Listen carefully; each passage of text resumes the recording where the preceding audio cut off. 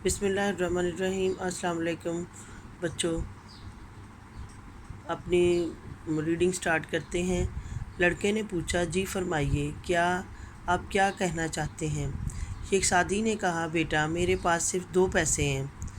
कोई ऐसी तरकीब बताओ कि इन पैसों में मैं मेरा और मेरे मुर्ख का और मेरे खच्चर का पेट भी भर जाए। लड़के ने कुछ सोच कर जवाब दिया, बहुत आसान बात है, आप 1 पैसे का सरदा ख़रीद लीजिएगा।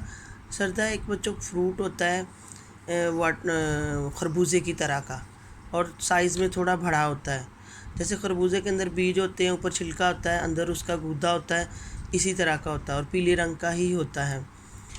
ख़रीद लीजिए। छिलके खच्चर को खिला दें,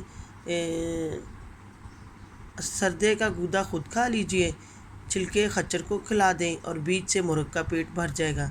शेख सादी लड़के की बात सुनकर बहुत खुश हुए। अब उन्हें अंदाज़ा हो गया कि बच्चे भी बड़ों को अक्ल की बात बता सकते हैं। बच्चों, आपने ये रीडिंग करनी है और इस एक कहानी की आज रीडिंग कंप्लीट हो गई, मुकम्मल हो गई है। तो कल से इंशाल्लाह हम इसका मश्क का काम करेंगे। अल्लाह हाफ़िज़।